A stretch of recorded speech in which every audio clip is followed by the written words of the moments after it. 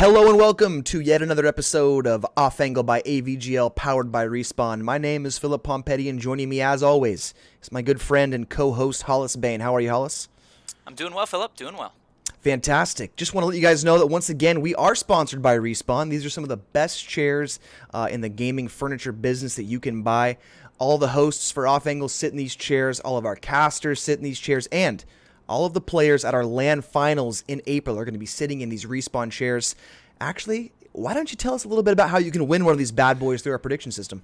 I sure will. So, actually, right now we are hosting a competition where if you guess, I guess not guess. If you're smart enough, you'll predict and correctly predict Good point. Good point. CSGO matches. Our collegiate league is hosting a prediction system right now. So, the more accurate you are, the more points you win, and based on the number of points that you score, you win the gaming chair. So, all you really got to do is sit in your uncomfortable chair, vote, and then get a comfortable one, and it's nice. Right. So you can go ahead over to avglcollege.org, go to the predictions tab, and it'll be right there, and start predicting. Awesome. Couple other things on the news and recap docket for you this week. AVGL is super proud to announce the recent signing of our biggest Tier 1 sponsor. That's going to be HyperX, coming in the clutch just in time for our April Anarchy LAN finals that are taking place in just about a month, actually. And that's actually the big last thing I want to talk about is going to be those LAN finals for Dota and CS. We're going to have other events there. That's taking place at BeachCon in Long Beach next month, April 14th through the 18th. Tickets are available now. Definitely grab those bad boys. There's going to be just an absolute ton of things you can win, things you can do. We're really pumped with all our sponsors, really pumped to have all the teams come out there. It's going to be huge event right there on the beach. Who doesn't like the beach? I mean, it's going to be awesome. Right? Are you going to? Yeah, I can't wait for this to start. So definitely check out the tickets for BeachCon are out right now. April Anarchy, again, taking place April 14th through the 18th in Long Beach. Do not forget to grab those tickets. And with that, I think we're going to head right on in to the weekly winners for Week 3. And jumping right into our weekly winners for our third week of the AVGL Counter-Strike season, we've got 3 for our third week of these weekly winners. We've got UCSC Gold, we have got Miami, and we've got York. Hollis, tell me a little bit about why the boys from the West Coast at UCSC are your first weekly winners. Will do. So UCSC actually is 3-0, and they're part of the top 5 squad that is 3-0 right now, the undefeated teams. So I think it was a really big match this week to win against Georgia Southern. 2-0 especially because Georgia Southern was also 3-0. So this match was one of the ones that narrowed down the actual top teams from the ones who were just tied for first.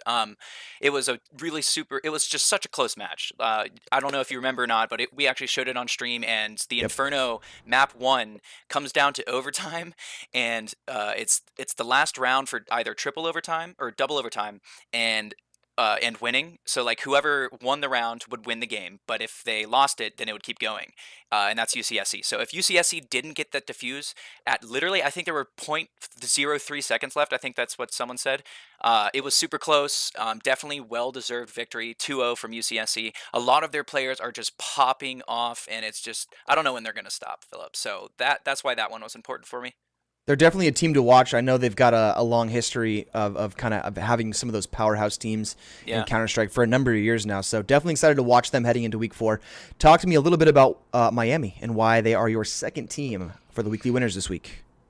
Yeah, sure. So Miami actually was 1-1 before this match. They had a super tough loss the week before this, and for them to bounce back and beat a team like Georgia Tech. So that's not Georgia Southern, that's Georgia Tech. It's one of the other good schools in Georgia, who play a lot together, actually. Recently, they've been, I think, what is it called? Boot camping? Yeah, they've been boot camping for all these collegiate leagues, I think. Wow. And, they have their own tournaments there on campus. They have this thing called Game Fest. A lot of collegiate CSGO going on there. And they're 2-1. So for Georgia Tech to become not undefeated, to 2-1, and also Miami go 2-1. I think for that group especially, it'll help Miami take the top spot moving into playoffs. Awesome. And talk to me finally about our third team for your weekly winners this week, and that is York. What do they do so special Yes. that stood out to you? York, honestly, it's just the confidence. They have some main players on their team. York Esports versus Akron, super close match again. It was a 2-0, but like a lot of these go super late game. Akron was undefeated. Now they're not. So York is another one of those teams. And their entire team had, well, half of their team had over 100 ADR that match, and it's like Wow. this every week. If you take a look, York has some nutty players. They're just, honestly, I respect their straight up confidence with their style of play, which is very dynamic, keeps their enemy guessing. I think this win certainly makes them #1 in the group. I don't think anyone can beat them. I think they've already played the hardest team. So weekly winner for sure, going to York there. Awesome. So those are going to be your week 3 weekly winners. That's going to be the conclusion of this segment. And coming up in just a second, we're going to hop right in to our rising star for the week. Really excited to get into that. Don't go anywhere.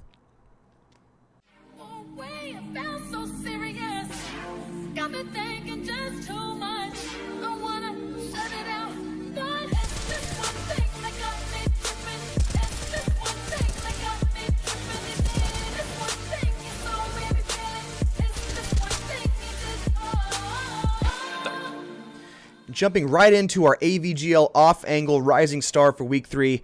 It's going to be a very special player hailing from the fair state of Georgia. It's going to be Classic Schnei from Georgia Southern. Hollis, tell me just a little bit about what makes this player so special.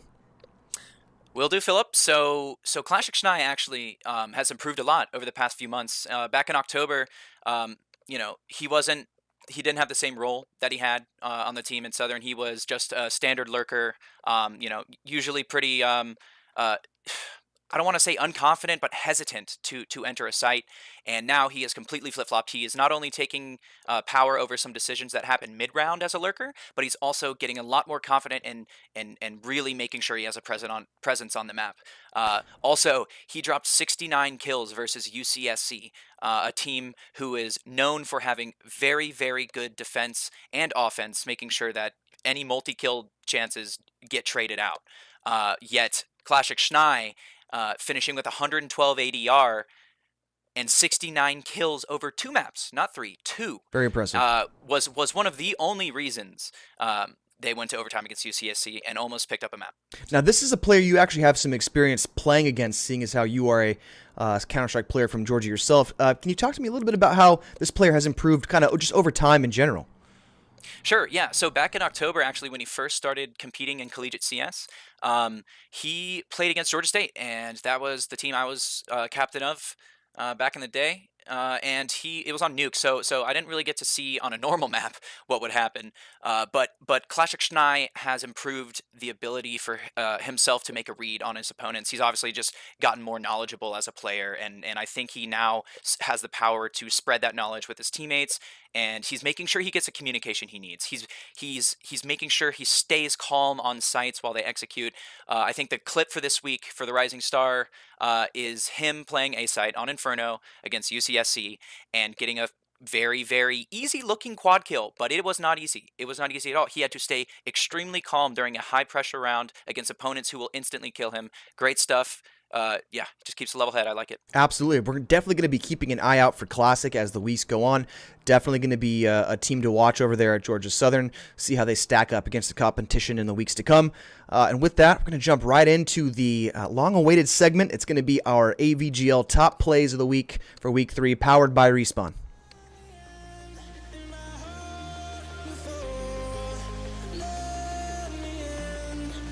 CTs from UCSC over positioned by that area, and here we go.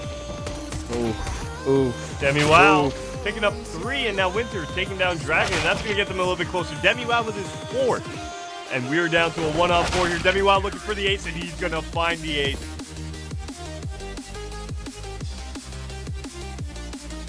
Onto Mazza Peraza, and it's all on Dragon's offense side Palace, and they know exactly where he is. They're throwing bullets at him left and right. Yeah, the tap's coming in. Smoke comes up to try to block him. He's got a Molotov. He's going to try to jump out. Oh, he's got it. Oh, he did get it down. He's got the volley. What's going to happen? He's got the volley. That's the most exciting thing I've seen tonight, boys.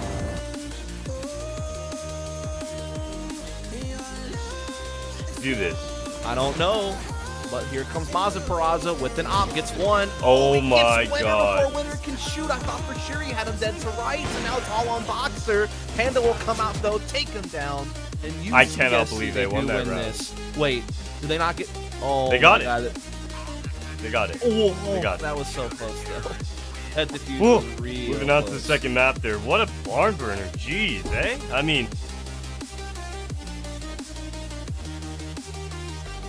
bomb site. So, oh no, why? Why not? You just spotted that. Here we go. And he's going to be a little bit late to the party, but nonetheless, he's showing up. He is, and Goose is holding a tricky little angle. A good flash comes in, and Goose uses that 2, foul for 3. some kills. And oh my goodness, UCSC are getting shut down big time. Dragon gets a Oh couple my of op gosh. kills, sure, but no one else is able to do anything there.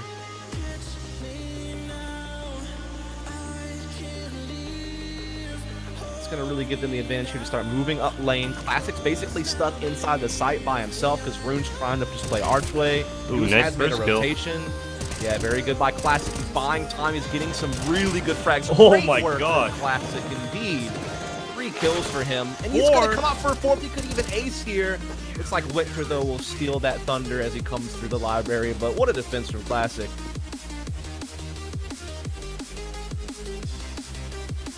To 1,000, so it's going to be like a mixed buy coming up next round. This doesn't go well.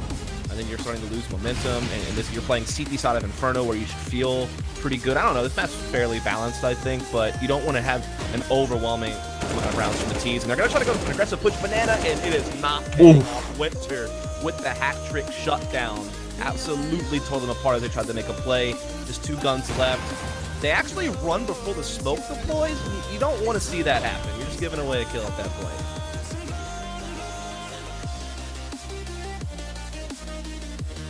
Yes, you can try to make their way in, but Classic by the coffins finds another kill. But the response from UCSC is good. They've got it back into a realistic chance, and now it's thrown even more as Dragon goes to work up close with the op. A brilliant move, a brilliant round in general from the CT side. What a retake.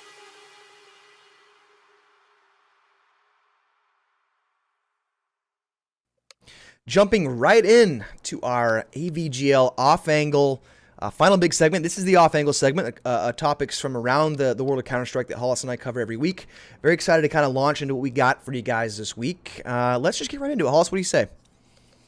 Yeah, Okay. let's go. First big thing on the docket, obviously, is going to be Fnatic picking up their first tournament win in quite a while with this new roster. They take home the gold at IEM Katowice, the World Championship that just took place this last weekend. This was a team that, prior to this event, did not look like they were in the best shape, especially with that with their new roster. So, you know, what was it to you that stood out that helped them grab this victory?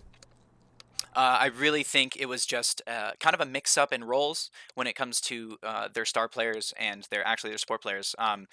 So the way that they usually played out their offense was slower most of the rounds, and I guess less execute oriented, less mid-round nade oriented, and I think that's really what's changed right now. It could be honestly some shared IGLing that I know happens all the time. That's really kind of maybe gone to one player more so.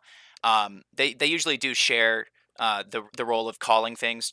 They've always been like that. They share, the burden of entering sites. There's no entry, like everyone's an entry. It's just lurkers and entries, and then they call a strat. But recently they've kind of switched it up a little bit. They put a little more structure to it, and I think the addition of Golden helps them play in a different way. I mean, I don't really know specifically what it could be, but it's somewhere in there. It's definitely somewhere in the form of their offense. Definitely. I think for me, it really boils down to 3 very important things, and I think the first one obviously is kind of this pickup, this new role of superstar that we've seen kind of Crims transform into. This is a player, right, going back to 2015, who was kind of lauded as this awesome support player, right? Not the guy that you can count on mid-round and in late round to kind of help you close out the games, close out these rounds in a 3v2, 3v4 situation. But I think that what we've seen here is a really pretty significant uptick in his form in the last couple of months, which has been huge. And of course, for this specific event at IEM, gotta talk about the play from Flusha. Flusha returning back to his Senior Vac days in 2015 with that Fnatic roster has been just a treat to watch. Some plays that, I mean, gosh, the guy is just absolutely on fire. We're talking about two aces in 5 rounds at a major tier 1 event against one of the best lineups right now in the world in FaZe. That is that's not just impressive, that's otherworldly. That's my number 2 is watching Flusha kind of come back to this fragging superstar status. And of course, number 3 is going to be, like you mentioned earlier, the pickup of Golden. This is a guy, Golden, who is coming from kind of the lower echelon of Swedish Counter-Strike, a little bit of an older player, not a lot of tier 1 experience. So to kind of have him step in, take over the reins as the IGL for this Fnatic roster, it's very storied and historic historic roster is absolutely impressive. And to boot, he's not a bad fragger.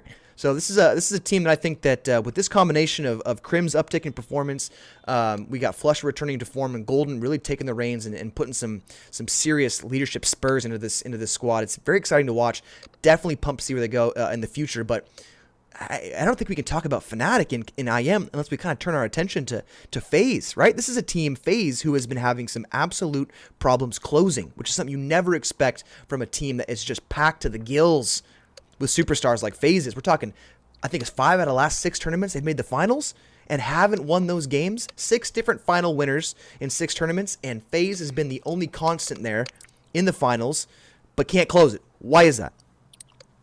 I don't know, but I have 2 guesses, and they're very brief. I think FaZe is either, entering the old mindset of Astralis, where Kerrigan left from, which is, cursing themselves that they can't ever win, the final, not just the final game, the final map of every tournament. If it's a best of 3, they're going to 3 and losing. Correct. Best of 5, went to 5, losing. Anyways, that idea, especially this tournament, because it's already happened a lot, could still be there in the back of their minds. They'd lose some confidence taking aim duels against gods. When you're playing against Fnatic and your aim duels aren't 100% what they're supposed to be, you're losing the aim duel. That's just how it is. And I think nowadays that may be happening a little bit.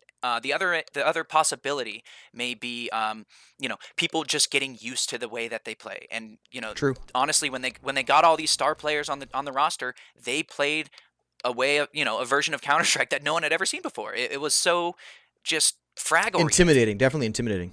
Yeah, it makes people freak out. Anyways, those could be the only 2 things in my mind. Yeah, it's tough. We talk about kind of the timelines of living at the top there in the esports world, and of course, it's not so much a peak and valley as it is kind of a peak and then the bottom drops out. So we look at some of the best teams in history, and there's not a lot of coming getting to the top, falling off in form, then getting back. So I think it's worth wondering, is this kind of FaZe's chance to kind of cement themselves as a legacy team, as a legacy roster.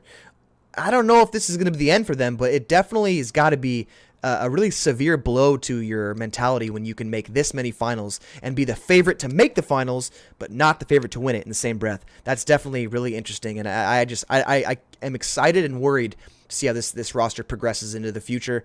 Got some big tournaments coming up, obviously, and I think, again, we can pick them to be in the semis or the finals pretty confidently, but then at the same time, whoever they're against in the finals is going to be the favorite just based on the recent form. So that's definitely something worth noting. And of course, got to turn our attention to this SK roster, who's been having a bit of a dip in form recently. We're seeing some pretty uncharacteristic exits from this SK roster after picking up Bolts just a few months ago. Officially at least, and that is that quarterfinal exit against Team Liquid at Star Ladder, and of course the big one is going to be the worrying one's going to be that group stage exit at Katowice. So they pick up Bolts, right, and now they're having these issues. So have you noticed anything as a player that may be contributing to their lack of performance in server? I've seen some lazy moments on their defense, but honestly that happens quite a bit. It's usually ironed out in the higher tier teams, but I haven't seen SK play, I guess, this inconsiderate in a while. I think they're making a lot of, I guess you could say, decisions or choices that they're just taking assumptions on. And I mean, other than that, I think it's just some out of game stuff that Coldzera maybe mentioned in an interview. It could be that linked together with the other thing, but I'm not sure what it is. I mean, the only way to recover from such a thing, from actually falling from the pedestal to out of the group stage, what are they not going to qualify for the next one? I don't know how you even recover from this sort of thing. Maybe get a team psychologist, repair your issues out of game, maybe switch the IGL, see how it goes. I don't know. I don't know what to do. I think the first point you made there is actually a really poignant one, because if I look back at the kind of the history books in the last couple of years for Pro Counter-Strike, the only team that has been at the top and then had that really severe dip in form but managed to come back in a big way has been that Astralis team after going from TSM obviously to Team Question Mark, from them to Astralis. But I think the catalyst there is picking up that sports psychologist. That absolutely gave them the tools needed to win, and I wouldn't be surprised if we saw more of that. And the switch of the IGL role, to be honest. Yes, Like, Glaive came yes. in and changed the team. Couple of different catalysts for sure, but I think that a big contributing factor is having that mental coach, that mental help that I think can really make all the difference. I don't think Fallen is kind of called the godfather of Brazilian CS, and I think is at this point in time going to go down as one of the single greatest in-game leaders that the game of Counter-Strike has ever seen. So I'm not sure if we're going to see any change in the IGL department, but there's got to be something, because you look back, and if this happens, if they win a bunch of tournaments and then we see this dip in form, then you say, okay, maybe it's not Bolts, maybe it's something else. And I don't think it's Bolts myself, but right, you got to look at like the history. You got to look at what just happened, right? They pick up Bolts, now there's this dip in form.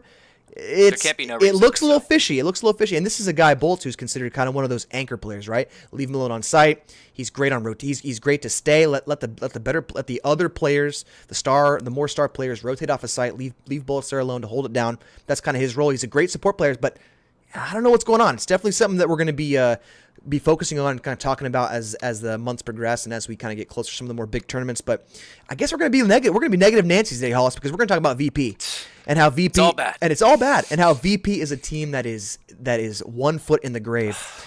So right, we look back at what just happened. They dropped Taz, a long time older player from that roster, along with Neo. They dropped Taz in favor of Mihu, the other Polish player from Kingwin. It didn't fix anything, right? Nothing seems to be changing whatsoever. This is still a team that looks absolutely lost in the server. What can VP do to regain some of that old form? Okay, so this actually makes me really sad to think about, because this was a team that inspired a lot of pros who played today to pick up, the competitive lifestyle. And people talked about VP having the same lineup for years, and like how that's like why they're so good. And then all of a sudden they start losing everything, and now they're threatening to cut everyone. Yeah. If they don't win. It's just flip of the hat here. It is a polar opposite situation as to how it used to be. And now it looks like, honestly, during some of these rounds, they're just losing control of like who is making the decisions, because you'll see just uncollaborative decisions happening all over the map. And that was it's funny you mentioned that, because that was one of the problems that plagued them leading up to this, was that they didn't really know who their IGL was. I mean, for a time it was Snacks, for a time it was Neo, for a time it was Taz, Pasha got in there for a little while, but there was never this really clear, leader IGL strat caller type in that team. So Taz is gone, and of course, nothing like the VP brass threatening Neo with his job if he doesn't pick up his form. If the history books have told us anything, it's that threatening a player with their job is definitely the way to get them to improve their form. So not the best decision as far as I'm concerned. So we'll see how this works out, but I'm with you, man. I think that this needs to be a full rebuild. I mean, if you're going to cut Taz, Neo's got to follow, and Pasha's right after him. Snacks, Bialy, young enough to salvage. Mihu, obviously one of the great young talents, tier 2 talents from Poland. So I think if you kind of keep that core, bring in some new guys, maybe go international. I'm not sure how their English is, but I think that it's one of those situations where if you want to start something great, it's got to be out with the old, in with the new. And that's my opinion. Maybe not so much everyone, but honestly, if they keep a few of the core members and bring in someone who's IGL'd for a few years with really, really experienced players, that could fix it right there. But that's, I think, the only option other than what you just said, because IGLing, I think, is the main issue. Someone who can just take the reins, say, shut up, I don't care about what you have to say. We're throwing these nades, you're going to go in and you're going to do your job, and then just like no emotional reaction to how it actually happens. So if that happens, they may recover. I really hope they do. They're nice guys. It is. It's these are hard. These are gamers, man. These are hardcore pros in their 30s. Long storied history in Counter-Strike. I hate to see him kind of have this kind of performance. It's one of those train car wreck incidents where you can't look away. It's like I'm rubbernecking, man. I want them to pick up their form and do better, but when does it end? When does it stop? It could be real life issues, because they are, as you said, they are getting older, and Taz has a kid. Yeah, true. It could just be them growing up. It's it could be that situation. I just hope they last a little longer, because they were magical. They're magical. They're one of the best teams Counter-Strike's ever seen. One of the most iconic squads that Counter-Strike's ever seen. The combination of Taz and Neo, stretching back almost 14 years now, is just, it's amazing. It's one of the greatest love stories, I think, in pro Counter-Strike. So I would love to see them regain their form, but that's going to wrap it up, man. Just kind of summation. We got Fnatic winning the Katowice event. We've got FaZe unable to close, the woes from SK, and the downward spiral from VP, kind of rounding out our negative Nancy off-angle segment for this week. But I think next week, Hoss, let's try to have things a little more upbeat, a little more positive. We went from Cloud9 winning the major to everyone's losing. Everyone is losing. Everyone's losing their mind. Yeah, exactly. So definitely stay tuned. You can follow us at AVGL Official. You can find us on Twitch. We're streaming every single night. And we're actually going to have a little more information for you coming up just here in a second. And for our Where to Watch for AVGL this week as we head into Week 4, obviously, you can catch us every single Sunday night, 8 p.m. Eastern on Twitch. Find your favorite teams, tune in, watch everyone play their games. They're going to be awesome. I love watching these collegiate guys compete. Some of the skill is just absolutely insane. Of course, we got April Anarchy, our LAN finals coming up the 14th through the 18th of next month. We're going to have Respawn giveaways. We're going to have HyperX giveaways. It's going to be at the beach at BeachCon. This is an event you absolutely do not want to miss down there in Long Beach. So buy your tickets. Get us on Twitter at AVGL Official. Find us on Twitch. We'll see you guys around. I'm Philip Pompetti. My co-host and friend Hollis Bain is with me. We will see you next week for another episode of AVGL Off Angle.